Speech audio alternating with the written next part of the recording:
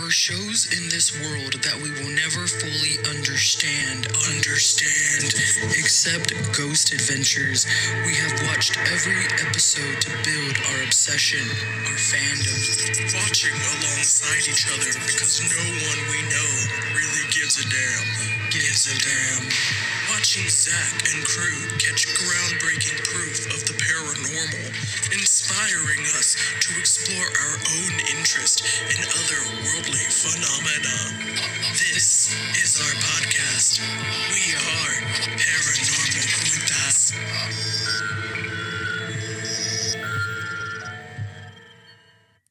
What's up? This is Bethany. You cannot come at me like that. You know what that does to me. Hey, everybody, it's me, Leah, and we're the Paranormal Putas. Here to talk about the Riddle House. Ooh, and it's a good one. Yeah, I really like this one. This one I didn't have to watch like 6 times to remember. But let's see. The Riddle House was an old Edwardian house. The house was built in West Palm Beach, Florida in 1905. But I think Leah's got a little more for us. Yeah, Bethany, I can definitely chime in there. So, house built 1905, and of course that it belonged to the Riddle family, right? Hence the name. But it was originally known as the Keeper's Cottage, and it was home to the groundskeeper of the Woodland Cemetery. So that's a who. There was a moment in the episode where one of the people they're interviewing talks about how that's where they had the funerals and hundreds of bodies have been in and out of that house. So, you know, it has that real good creepy feel to it. A big part of the history, though, and why this house is kind of infamously haunted is because of a man by the name of Joseph, who was an employee of the Riddles. Apparently there was a little tiff, and he and his employers did not see eye to eye, and I feel you on that one, Joseph. But after that fight, after that argument, Joseph later took his life, unfortunately, in the attic, and he hung himself. It was pretty brutal. It is in the episode where Joseph hung himself.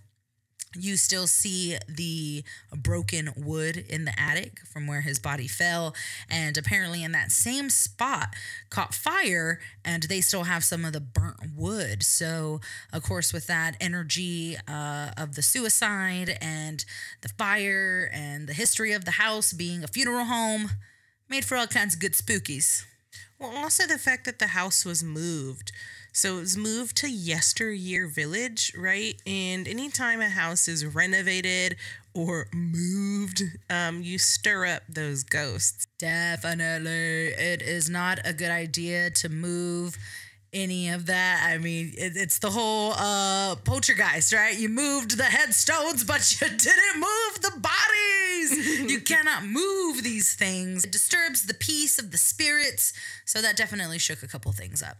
Oh, another thing that I liked about this one was that the woman they were talking to said she had to knock to enter the rooms to kind of let the ghosts know, hey, I'm coming in. So, like, they freaked her out so much that she had to, she was forced into, respecting them. Yeah. And knocking on the doors when she would enter the room. That's pretty crazy to think about, to get to that point with a spirit that you're like, you got to make yourself known to the spirit, not the other way around. Yeah. Kind of reminds me of when Amanda was saying she was scared to go to the bathroom. Oh, yeah. A couple episodes ago. Oh, yeah. I like this one, too, because the guys go back in there because, I guess, of that person's response and feeling the need to kind of be respectful towards these spirits given their response. Zach calls them cowards, and he has no time for these evil entities because they're doing mean things to people, and Zach's there to kick their ass. Yeah. But I think it's in this one where he says something like, we're not coming in here with disrespect. We just, we want to whatever. And it's pretty obvious that at this point already they're getting that kind of feedback from critics and viewers that they're being disrespectful and they shouldn't be antagonizing the ghosts and messing around with these spirits like this. But like you said, he's like, we want them to leave these people alone. You have no right to be here. He's so self-righteous. Oh, that's what he says. He says, we don't have disrespect. We just disrespect for evil entities. Yeah, no time for evil entities. Yeah, like he's just not here for that evil shit. Okay, I get it, but that's the shit that you really got to be careful with. Like, that's the last shit you go bullying is the evil motherfuckers. And I think he knows that. So Zach's just playing with fire, typical Zach. Yeah, him and Nick. Nick is also playing with fire, being all, disrespectful. The only one that is any kind of nice or respectful is Aaron. And it's so funny because even when he's starting to investigate in this one, he's like, I shouldn't have asked those questions. And like, that Zach and Nick gave him those questions to ask. And he was like, I knew I shouldn't have done it. I don't feel good about saying these. Like, he does not want to do it. He doesn't feel good about saying those things or asking those questions. And he gets like real mumbly about it. I shouldn't have done it. Yeah, the guys really go through it this episode. It's pretty great. And Aaron especially. So that's a good point out there. With Zach's lack of awareness, there's a moment where I think he's yelling at one of the guys, but he's just like, shut up. Like, he gets so angry at them. And I'm like, I was watching it and I was like, that's just rude. Like, he's just mean to these guys. I think that's kind of that character he was like drawing up or like trying to overdo it for the cameras, like being extra mean. And it was just too much with that shut up. Like, I felt it. Like, ew, like, fuck it, man. What are you talking about? Don't talk to me like that. Like, step up, Zach. Yeah. Let's take it to the streets, son. No one tells me to shut up like that. But I took some disrespect in that one. So, but yeah, Zach kind of lacks that awareness, and but he's starting to smooth it out in some places. Another special thing about this episode is that it's Aaron's first time becoming an active investigator, but also being told to go somewhere alone, which has become a staple in the Ghost Adventures experience these days. Like, every episode, at some point, Zach's going to be like, Aaron, we're going to lock you in this basement alone. It's where, the Satanists summoned Beelzebub, and only you are going to go down in there. And Aaron's like, man, like, how did this become a thing? This is how it became a thing. He got great evidence, which we'll talk about later, but it was a pivotal turning point in the Ghost Adventures blueprint. Oh yeah, definitely. I think when Zach identified that Aaron can be used as bait, it was on. Like, we're gonna use you. That's even better because it doesn't have to be me. And it doesn't have to be second up Nick. So, yeah, why not? And also, Aaron is so sweet. Like, the viewer really relates with him. Yeah. Like, people love Aaron. He's just so sweet. And he seems, even in episode 3, he seems more empathetic for the spirits. I agree, for sure. Aaron's the softie of the group. And every group needs one. Except for us. The interviewees talk about the ghosts not liking flags. Yes. And so they can't have like flags in the house. And there is one flag in the house that gets like pushed over. They disappear, whatever. Yeah. The guy said, if you really want to see something, bring a flag in the house. Every time we try to hang one, they're not there. And it's like, what? Yeah, nobody wants to hang that damn flag, sir. So that's pretty much the history. I think we know what time it is. Honorable haunts and skimpy scales. Skimpy scales. That's right, everybody. It's time for this episode's Honorable Haunts and Skimpy Scares. Let's start with the Skimpies. Yeah. Let's see. Do you have some Skimpies for me? I do got a couple Skimpies. You mentioned one earlier with the flag dropping. Apparently the flag was leaned in a corner, and they hear it hit the ground, and it's like, all right, the flag got knocked over. And of course, Zach connects the dots. Oh, the guy said they don't like flags. Oh my God, paranormal. But I don't know, that one didn't really do much of anything for me. Well, I think it's because we didn't get to really see it. Like, we hear it happen. Yeah. It happens, and then they walk back in the room and the flag is on the floor. Yeah. So it's less exciting if we don't see it, which we've talked about time and time again.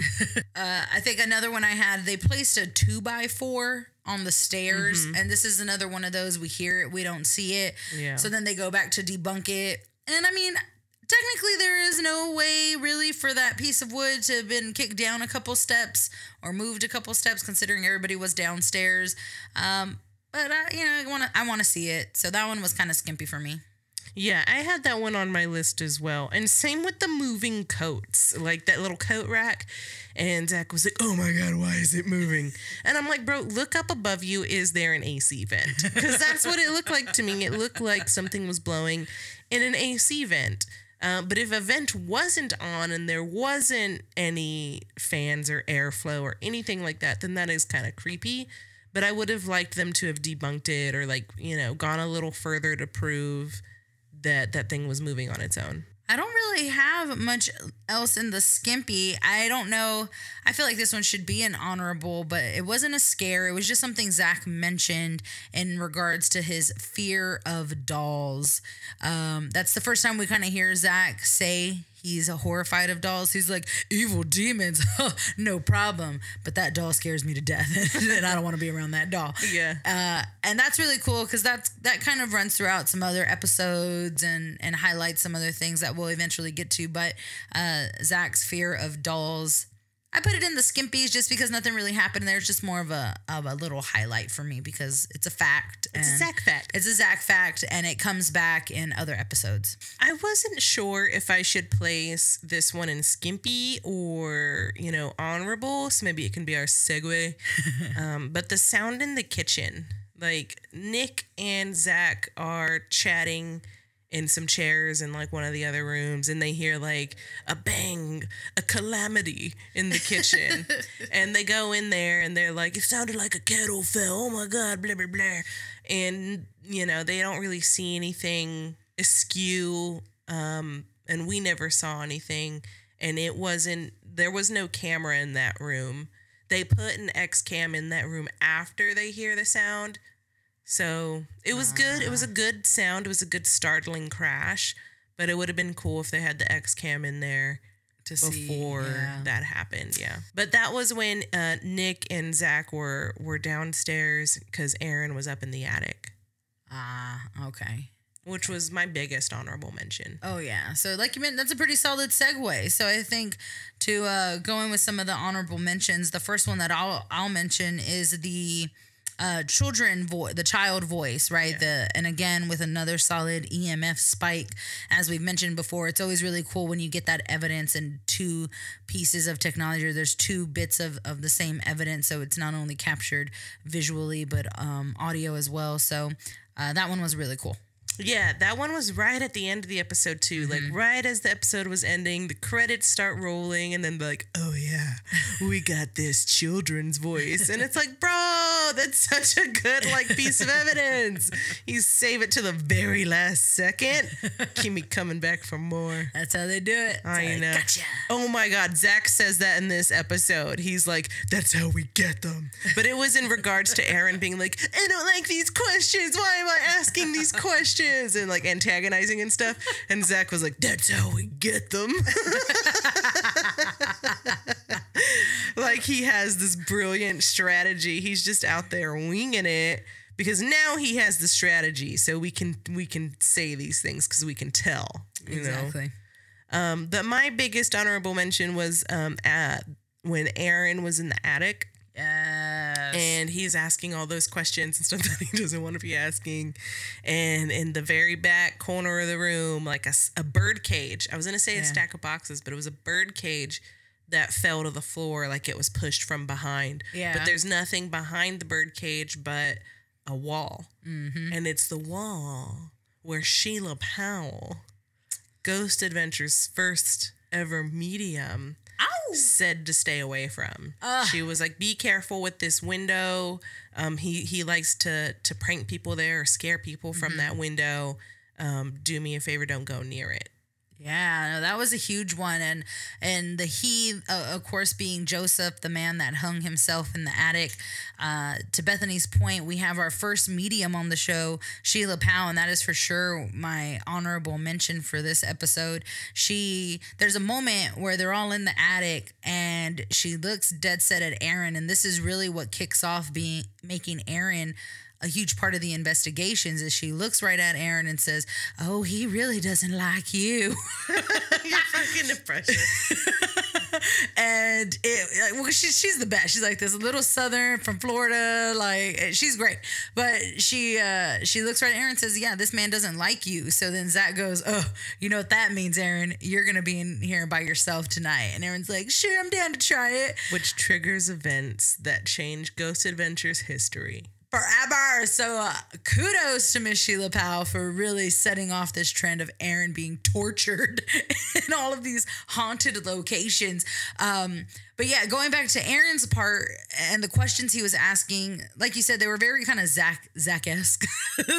He's asking, "Are you a coward? Is that why you hung yourself?" and stuff like that. Just really disrespectful stuff. But Aaron instantly like, "Oh, I don't feel good about asking that." And then he actually gets that reaction. So it was really messed up to say, but it created a really good chain of events. So that was an honorable mention for sure. I think that's all I had. Yeah, I think those were all my mentions too. The same thing. I thought it was cool that they used a medium in this episode. Zach really stresses that this is the first episode where they ever used one, and he's all like, "'Cause we're open to that kind of stuff." Like, he's still trying to be like this macho dude about it, but it's like, bro, you don't have to. Like, you're investigating ghosts. It's fine. You can use mediums. It's totally chill. And I liked her. When she first walks in, like, she starts getting stuff immediately, and she has some really good, cool things to say. Oh yeah, or like in the attic where she starts rubbing her neck. Yeah. And she didn't mention, "Oh, this man hung himself." She just starts rubbing her neck like hardcore. It was pretty excessive. And then she goes, "This man died a trauma death." And it was very like, she knows. And then she walks over to the beam, and then she's like, "Hung himself." And I'm like, "Holy shit." And it was a pretty brutal experience with the mediums, or with the medium. That is Sheila Powell. A holy shit moment. For sure. It was a good one. So we definitely enjoyed watching the first medium, Aaron's first tortured lockdown, some really good EMFs, EVPs. It was a pretty solid investigation. Yeah, it was a fun episode. I really liked this one. So yeah, I think we're ready for Zach's Fashion Fall.